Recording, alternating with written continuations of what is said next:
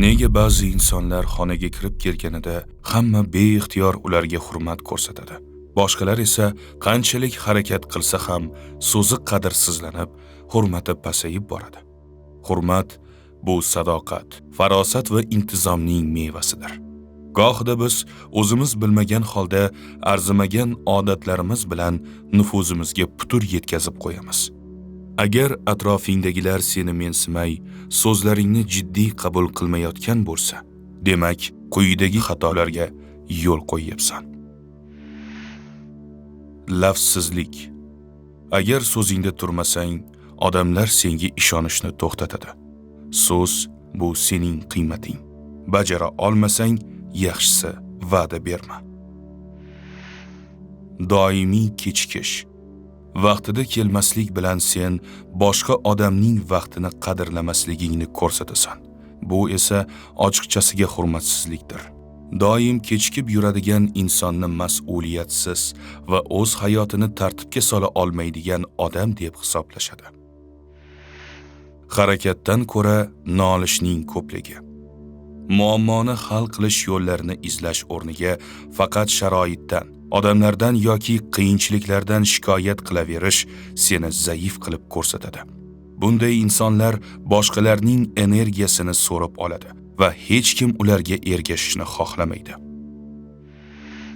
Bosim ostida fikrni o'zgartirish. Vaziyatga yoki kimningdir qattiqroq gapirganiga qarab o'z prinsiplaridan voz kechish.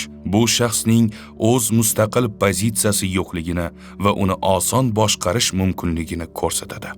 Fikringda oxirigacha turishni o'rgan. Xatoni tuzatish o'rniga bahona izlash. Aybni tan olishning o'rniga uzoq va asossiz vajlar keltirish bu insonning ruhan hali ulg'aymaganini anglatadi. Katta gapirib, kam ish qilish. Hali natijaga erishmasdan turib, katta rejalar haqida gapirish, lekin amalda hech narsa qilmaslik. Ko'p valdirayveradigan erkak tomoshabinsiz masxarabozga o'xshaydi. Odamlar sening gaplaringga emas, natijangga qarab baho beradi. Hurmatsizlikka sukut bilan javob berish. Senga nisbatan yomon munosabatda bo'lishsa-yu, sen jim tursang, buni yashil chiroq deb tushunishadi. Inson o'z qadr-qiymatini himoya qilmasa, boshqalarga ham uni kamsitish uchun imkoniyat yaratib beradi. Hammaga birdek yoqishga urinish. Hammaga yaxshi ko'rinishning iloji yo'q. Buning uchun harakat qilsang, o'zligingni yo'qotasan va senga 200lamachi deb qarashadi. Hissiyotlarni jilovlay olmaslik. Arzimagan narsaga jahli chiqishi yoki hissiyotlarga berilib qaror qabul qilish hali ulg'aymagan shaxsning fe'li. Kuchli inson o'zini boshqara olgan inson. Yo'q deyishni bilmaslik. Agar hamma narsaga rozi bo'laversang, sening vaqting va xohishing bilan hech kim hisoblashmaydi. O'z manfaatlaringni va vaqtingni qurbon qilib, hamma narsaga rozi bo'laverma. Rad etishni o'rgan.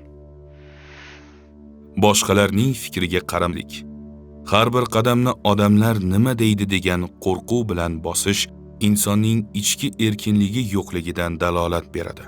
O'z hayotingni boshqalarning qolipiga moslama. Faqat o'zingnikini o'tkazish uchun bahslashish. Ma'nosiz tortishuvlar aqlli odamning ishi emas. Haq ekaningni isbotlash uchun emas, haqiqatni topish uchun gapir. Tashqi ko'rinishga befarqlik. O'zingga qaramasliging, o'zingni yaxshi ko'rmasliging belgisi. Tartibli kiyinish va o'zini tutish atrofdagilarda ilk hurmatni uyg'otadi. Hatto dushman ham oyoq kiyimingga qarab gaplashadi. Shaxsiy chegaralaringni himoya qilmaslik. Odamlarga senga qanday muomala qilish mumkinligi va nima mumkin emasligini tushuntirib qo'yishing kerak. Boshqalarning shaxsiy hayotingga, vaqtingga yoki hududingga ruxsatsiz bostirib kirishiga yo'l qo'yma. Agar chegaralaringni belgilab olmasang, boshqalar ularni istagancha buzib o'tadi. Aldash va haqga xiyonat. Bir marta aldangan inson uni aldagan insonga nisbatan hurmatini yo'qotadi. Boshga qilich kelsa ham rost gapir. Qarz olgan bo'lsang, muddatidan oldin qaytar. Kimdir sendan pul so'raganida bera olmasang, uni umidvor qilib kuttirmay, darhol yo'q deb ayt. O'zingni hurmat qilmaslik bu eng muhimi.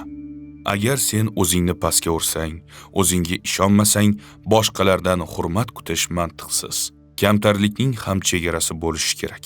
Kimdir seni maqtasa, rahmat deb kifoyalan. Gapirishda davom etsang, qadringni tushirib yuborasan.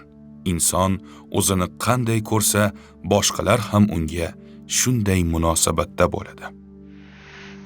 Hurmat talab qilinmaydi. U har kungi xulq-atvor orqali shakllantiriladi.